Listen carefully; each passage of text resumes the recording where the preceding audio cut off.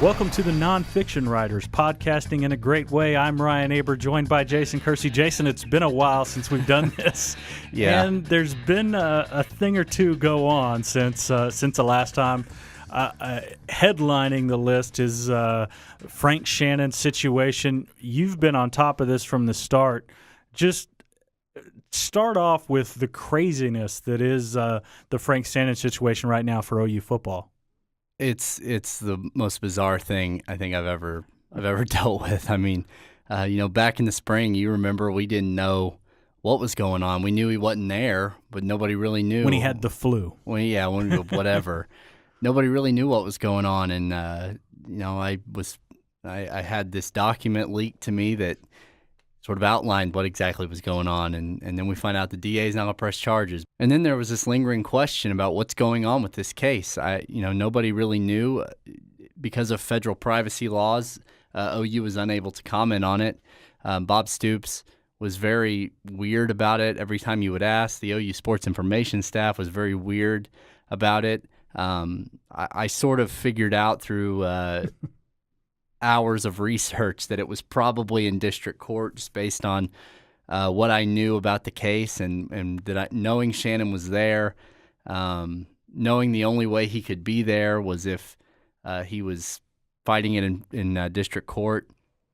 And then finally, David Bourne, I think he surprised everyone with this statement kind of out of the blue that says we wanted to suspend him for 1 year from school and football.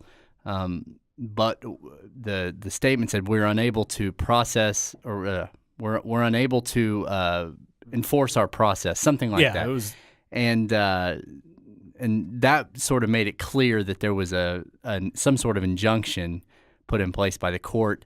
And then we find out that OU has filed something to the state Supreme Court asking them to intervene in the case. So it's bizarre. Everything about it is bizarre. You've got the university fighting against this football player for something that has nothing to do with football. That's what I think a lot of people don't understand about this, is that this is a university matter that has absolutely nothing to do with Bob Stoops or the football program. Yeah, and I think some people have portrayed it as Bob Stoops and the football program against the university. Yeah. And that's not the case either. No, no, not at all. In fact, I think everybody is doing what they have to do with this injunction. They have to keep him on the team. They have to keep him enrolled as a student. But this is not David Bourne versus Bob Stoops at all. This is everybody trying to make the best of a really, really bad situation. And Jason, it's important to remember when we're talking about this process that everything seemingly in college, just college life, not even college athletics right now, in relation to Title IX is seen through the filter of what happened with Florida State and their handling of the Jameis Winston investigation.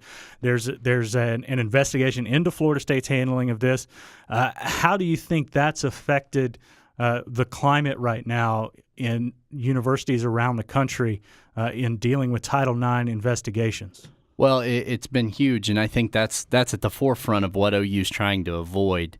People think about Title IX, they think about making sure that there's an equal funding or for men's and women's sports. But, sports aren't even mentioned in the Title IX statute from 1972. It's mostly just about making sure that publicly funded education entities are equal for men and women in all aspects.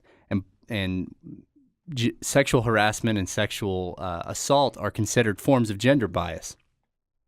And so as this law has evolved and as more opinions have been issued on it and as more cases have gone before the different courts, it's basically been decided that in order to be in compliance with Title IX, the law, you have to have a Title IX officer on your university campus, and they have to investigate all accusations of sexual assault.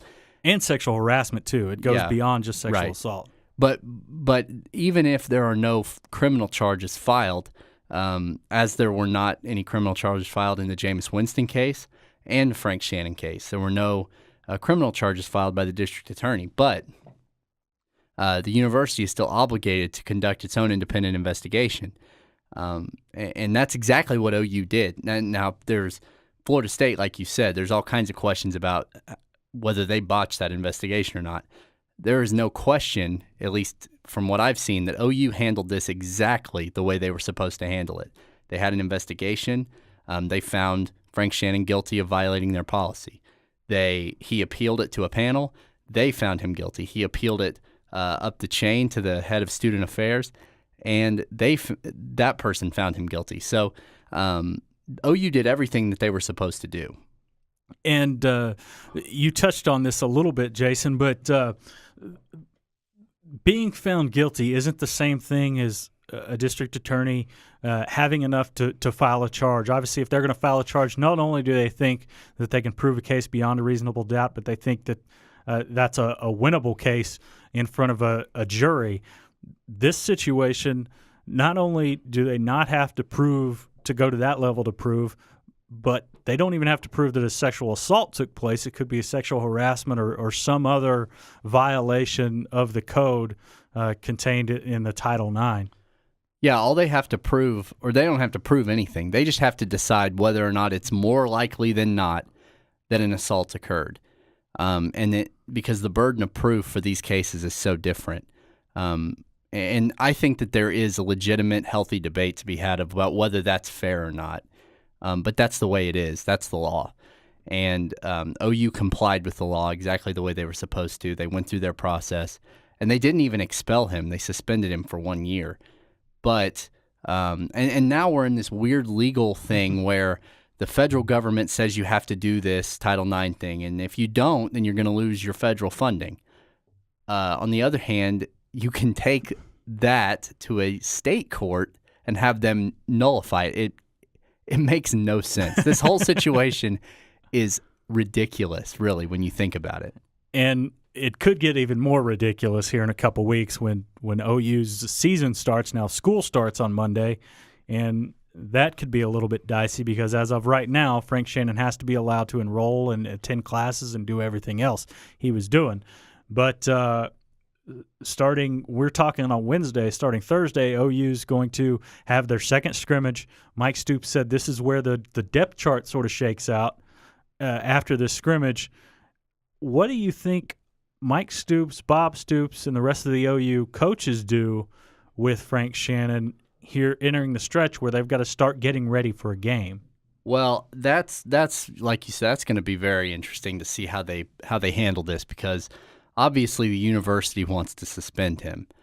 David Boren wants to suspend him, and Bob Stoops is in a position where he can't suspend Frank from the football team, or else they'd be in some sort of violation of this injunction. But I don't think that Bob is under any obligation to necessarily play Frank Shannon. Now, we did find out yesterday from Jordan Evans that Frank's taking the majority of the first-team reps, which I thought was weird. But but I also wonder if that was just if that's their way of they've set this sort of demarcation line at the scrimmage on Thursday. If that's their way of sort of softening it into what Jordan Evans has earned the role or whatever they do there, if they want to go another direction moving forward. Well, yeah, I mean that's why I think my first thought, when I was trying to sort all this out, was if OU doesn't play Frank Shannon the way that they would have played him if this wasn't hanging over his head, then and then he wins in court, would he then have a case to somehow sue OU? I don't know, potential loss of earnings in future NFL games or whatever. But I also think that'd be a tough thing to prove. I think Stoops could easily say, well, we didn't play him because Jordan Evans earned the job in fall camp. So I think they're safe there. I cannot see a scenario where Frank Shannon is still fighting this and Bob Stoops plays him in a game. I just think that would be I just don't. I think don't it'd be absurd on some level. I don't think it's going to happen. And I'm with you on that. But one of the things that we need to talk about is Jordan Evans and his development. I think that makes this easier a little bit for Oklahoma to handle. He had filled in the Texas Tech game last year when Shannon was hurt.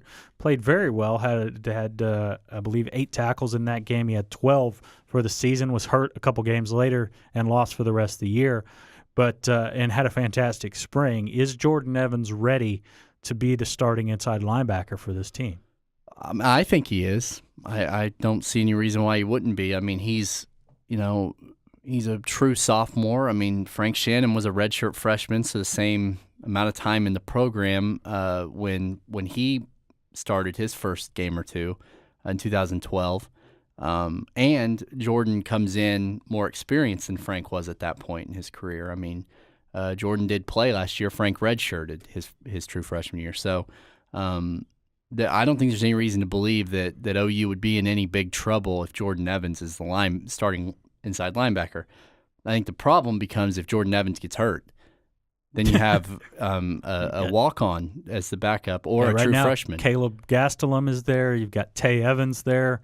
And yeah, it gets very dicey on the inside after Jordan Evans or Frank Shannon.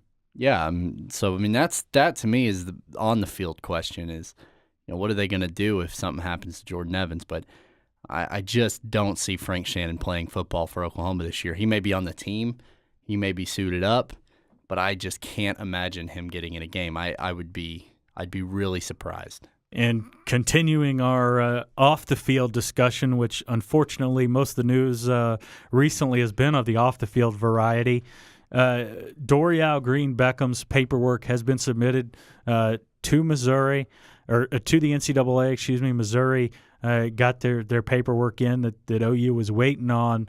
You reported a couple weeks ago that OU officials felt confident about their chances to get DGB back eligible. Do you get the sense that that's still the feeling, and how quickly can we expect a ruling?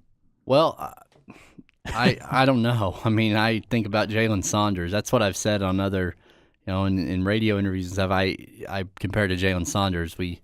That was a case where, I don't know how legitimate it was that he had some flu or something or other in California that just happened to become a problem when his coach got fired. But and afterwards, he didn't really hide it that the coach was a big part of him coming here. But even so, there seemed to be some sort of medical reason that he decided to leave, whatever. But with this case, you have Dorial Green Beckham, who was kicked off a team. And so it would be very strange to me if he doesn't get approved.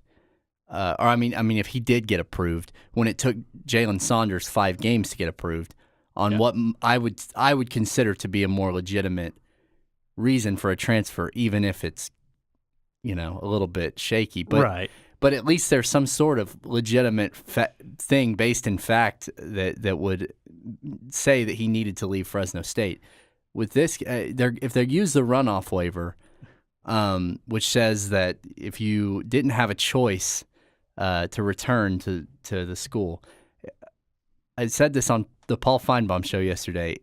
In the most literal sense, yes, Dorial Green Beckham did not have a choice. He had to leave Missouri because they kicked him off the team. Okay, if that's the burden of proof, then yeah, he qualifies. But I would argue that he did have some control over the circumstances that led to him being kicked off the team. So that's going to be an interesting debate to follow. And you talked about the fairness of possibly DGB getting a waiver versus Jalen Saunders. And I'll get up on my soapbox a little bit, and this has sort of been an issue that I've talked about quite a bit as I've gone on radio shows and other things. But the fact that right now that Dorial Green Beckham seems more likely to be eligible to play this year than Baker Mayfield, in my mind, is absolutely 100% ridiculous. Yeah. Again, Baker Mayfield walked on to Texas Tech last year, earned their starting job after the season, felt like he didn't want to be a part of that program for whatever reason. I believe it was the coaches told him he was going to have to compete for the starting job. He felt like he had earned it through his play, but he was a walk-on at Texas Tech. He walked on at OU. He has a scholarship at neither place, and yet Texas Tech is able to block him from not only getting a scholarship at OU, but from playing this season at OU and from not losing a season of eligibility. All of that, to me, is just absurd. Yeah, I mean, I get it if you've invested a scholarship in a kid. I get that you're able to block these things, particularly within the conference. I think that's fair. But when it's a walk-on, that's very different in my opinion. And I agree. I would be. It's unfortunate that that's the way the rules are written, and that there's a chance that Dorial Green Beckham is actually in a better position to play in 2014 than Baker Mayfield is. It's crazy, and I got a kick out of it. Big 12 Media Days, Cliff Kingsbury saying, "Well, it's a team policy." Well, you make the policy, man. Like that's your policy. So, it'll be interesting if they're appealing it to the NCAA, and I think, if the NCAA rules in their favor, then the Big 12 rule sort of goes away regarding his eligibility, and I think that's the biggest issue, honestly. I mean, whether or not he can play this year, that's one thing, but to steal a kid's 1 year of his eligibility, not even allow him to redshirt, that's bad. I mean, that's just bad. Absolutely. And Cliff Kingsbury at one point said that Baker Mayfield and his father knew that a scholarship was coming. I don't see how that's relevant, though. No, to me it isn't. But at the same time, Baker Mayfield's father said it was also false. Yeah, right. But even if it wasn't false, even if it was totally true that a scholarship was coming, yeah, it hadn't come yet. And until it does, I don't think that really matters. And one more player that we're waiting to find out his sort of path from here is Joe Mixon. The investigation is entering its third or fourth week. Yeah. At this point, Joe Mixon still isn't practicing. He's apparently around the team at least some, but not going through activities right now. What's the latest there? And is it to you seem like this is taking a long time, or is it one of those things where people just need to realize that the legal process doesn't work on a football calendar? Yeah, I mean, I think that's the thing about that. Everybody wants to say, well, if there's a video, then what's taking so long? Well, I think that just is a kind of a fundamental misunderstanding of the way this all works. I mean, the police don't. It's not like there's a murder suspect out there, that's or a person who's a flight risk or somebody that they got to get in custody now. I mean, there's a lot to parse through, I think, and there's a lot of people to interview. We know that the alleged victim had surgery 2 weeks ago on her broken face and wasn't back in Norman until last week when she was here for an unrelated court date. So now that she's back in town, they can interview her. I think they may be able to move along a little bit. But I also think that they probably need to sort out some of her legal issues before they move into this. So I just think it's complicated. I don't I'm not going to presume to know what happened that night, and I'm going to try to refrain from stating any opinions about it, but because I don't think that's really my place. But it's a mess, and I do think that there's going to be some sort of punishment for Joe Mixon, whether he's kicked off the team or whether he's suspended for a few games. I think that it's pretty apparent that there's going to be some sort of suspension.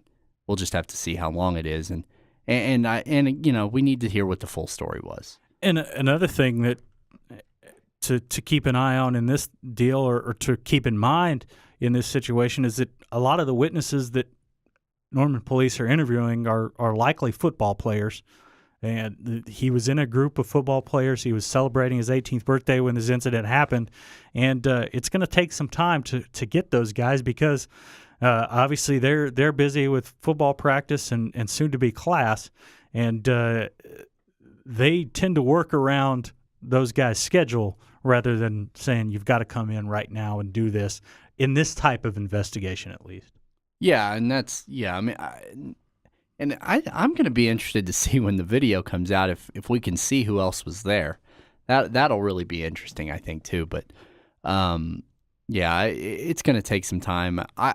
I think there's a chance that there's some sort of something presented to the district attorney this week or early next week.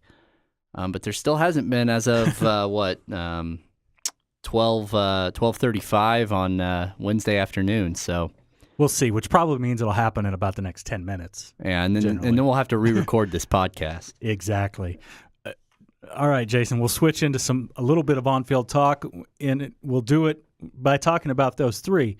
Out of Frank Shannon, Dorial Green-Beckham, and Joe Mixon, who would make the biggest impact on the field for the Sooners this year, and Baker Mayfield? Let's throw him in there. Out of those four, which one do the Sooners need back the most?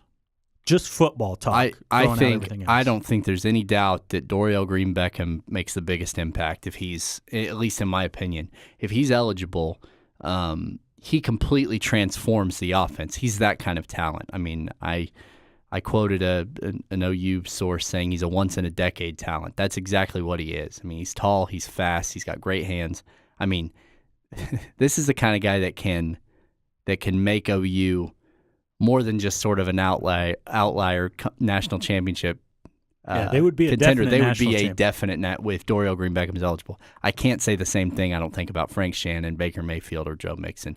Now, Joe Mixon, I understand a lot of people are excited about, but I think they've got Keith Ford, who had some success last year. They've got Samaje Perine, who OU coaches feel really good about coming in. They've got some other options there. And I think I understand your point about Dorial Green-Beckham being a game changer for the wide receiver group, especially with Sterling Shepard being the only receiver coming back with significant experience. Deron Neal played quite a bit, but certainly doesn't have the same level of experience or even, hard to argue, talent than Dorial Green-Beckham has. Oh, yeah. I mean, that's the thing. I think and the thing is, we just don't know. We don't know whether Joe Mixon is or was going to be. We know what Dorial Green-Beckham is. We know what he is. We don't know anything about Joe Mixon as a college football player. We think he's going to be good. The recruiting services thought he was going to be good. Obviously, OU coaches thought he was going to be good, and maybe he will be. But he's not Adrian Peterson yet, and I think everybody needs to cool it on that stuff. Now, obviously, I've written those Says stories. The guy I've written those stories. I know. I've written those stories, but I've quoted people saying it. I didn't say it. That's true. That's the key That's difference. important to remember. But second of all, yeah, I know. You knew that was coming. I Jason. knew, and that's why I immediately tried to back off a little bit. I say people need to cool it because people are acting like, some people anyway seem to be, at least according to the emails I'm getting, are acting like it's going to be the end of the world if Joe Mixon doesn't play football this year, and I just don't see it. I think that, sure, he's got a chance to be really good, but even looking through OU's recent history with 5 stars, they hadn't had a 5-star guy work out since Gerald McCoy, Brandon Williams, R.J. Washington, and on and on. I mean, Gerald McCoy and Adrian Peterson are the last two 5-stars who made a significant impact. Yeah, so, I mean, the 5-star thing doesn't really mean anything until they actually do something with it. I mean, so, anyway. I'm going to say Baker Mayfield on that situation, the most important of those 4 to get eligible. And I just say that because Trevor Knight has shown that he's been injured a few times last year because of his running style and things like that. And I know they've tried to curtail that a little bit, make him smarter. But if Trevor Knight gets hurt on this team, especially if it happened midway through the season, I think early in the season they might entertain the thought of bringing Blake Bell back to quarterback. But behind Trevor Knight right now, you've got 2 guys in Cody Thomas and Justice Hanson, who don't have any collegiate experience where Baker Mayfield does. And we saw on the field in the spring game what Baker Mayfield could do in this offense when he's healthy. And to me, that would be an invaluable asset to have given Trevor Knight's injury history recently. Yeah, I mean, I don't disagree with that. I think Baker Mayfield would be huge if he was to get eligible. But I don't think that he transforms the offense the way that Dorial Green-Beckham does. I mean, he's not even going to start if he's eligible. So, I mean, to me, the Dorial Green-Beckham is such a great player and I think that, obviously his first 2 years at Missouri, were good, especially last year. He got better. I don't think that he put up necessarily the 1,500 yards receiving that maybe people think that, but he was also a sophomore. I mean, he was also the best player on the field during the SEC championship game last year when they lost to Auburn. Yeah, definitely. And going to some more on the field stuff right now, Jason, we talked about Mike Stoops saying that the two deep would start coming into focus after the scrimmage on Thursday. Right now, the biggest position battle seems to be at safety, opposite Quentin Hayes. If Quentin Hayes stays there and doesn't move to nickel, who do you think is going to come out on top in that three-way battle right now? I think Ahmad Thomas has the best shot, but that's just sort of basing it off of what people say, what the coaches say in these interviews. I don't really. It's hard to have any sort of inside information about any of these three guys because we hadn't seen them. We saw Ahmad and Hatari Bird play very sparingly last year. Stephen Parker's a true freshman. I don't, and I'm not going to predict that Stephen Parker's going to win the job because I was on record as saying that Hatari Bird was going to start from the get-go last year. But that's what Hatari Bird said. I should also say he told our Trent Shaded he was guaranteed a starting spot. So I mean, I didn't have any reason to doubt that was the truth. So, but then also I thought he was just a tremendous talent. I still think he is. So I'm not going to predict Stephen Parker's going to win that job, but I think Ahmad Thomas is the guy who has the best chance. All right, Jason. Well, that's all the time we have for today. Hopefully next week we'll be able to get into more football talk, given all this off-the-field drama that's been going around. I have never, ever in my life been more excited for a season opener. And it's just a couple weeks away against Louisiana Tech in Norman. Just ready to get the football season going and to be able to talk about actual games and actual football rather than all this off-the-field stuff. But we will keep up with the Joe Mixon situation, with the Dorial Green-Beckham situation, with Baker Mayfield and Frank Shannon. Please check out the Oklahoman and newsok.com every day for the best OU coverage anywhere. We are the nonfiction writers podcasting in a great way. He's Jason Kersey. I'm Ryan Aber. Thanks for joining us.